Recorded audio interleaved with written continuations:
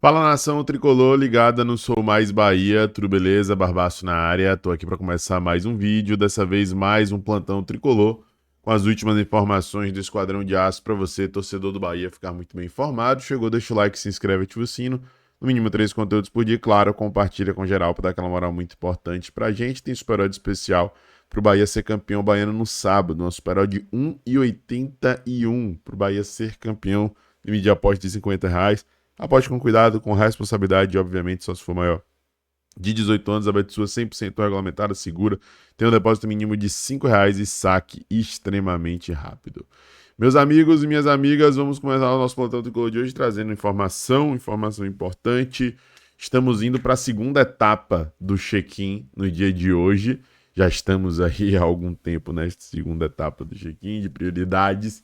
E temos 16 mil já garantidos, né? Para quem estava na dúvida se depois da frustrante eliminação perante a equipe do O'Higgins na Libertadores, o torcedor do Bahia não iria lotar a Fonte Nova, tá aí a resposta. O torcedor do Bahia deve lotar a Fonte, devemos com certeza ter mais de 40 mil pessoas presentes. Afinal de contas, é um clássico, afinal de contas, é um título em jogo e afinal de contas, é a honra do Esporte Clube Bahia, do seu torcedor em xeque, né?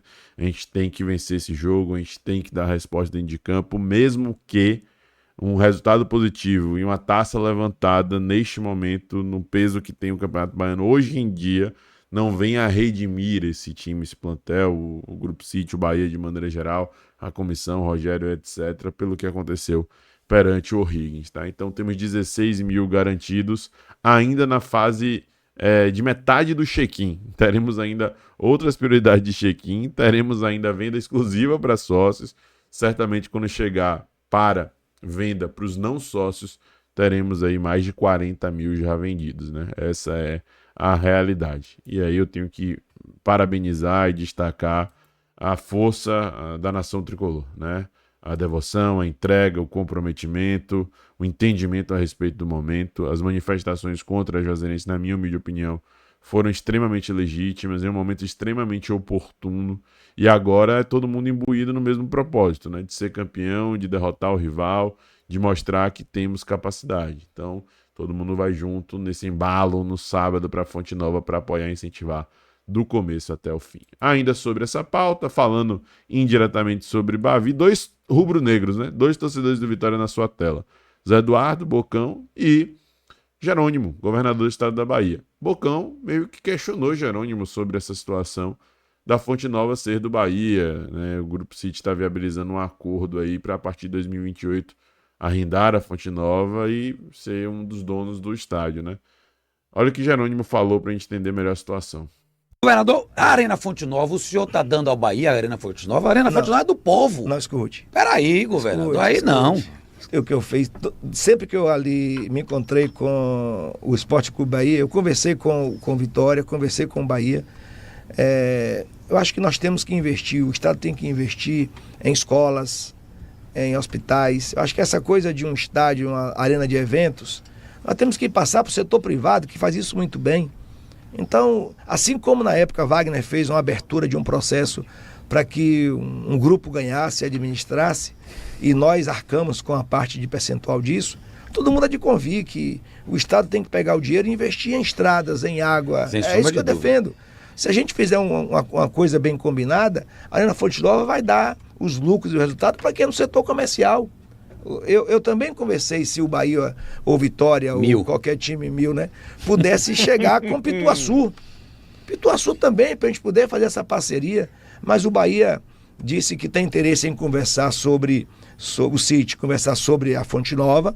Ainda está no prazo da empresa que gerencia a Fonte Nova administrar. Nós queremos sentar e começar a ver qual é o melhor formato para que os jogos que aconteçam ali possam ser bem movimentados e bem gerenciados, e os eventos. Então, eu vou continuar fazendo isso. Defender para que os equipamentos que digam respeito ao mercado, ao negócio, possam ser gerenciados pelos empresários. Governador, Bom, tá aí, uma explicação técnica, né, para uma indagação sem qualquer tipo de sentido.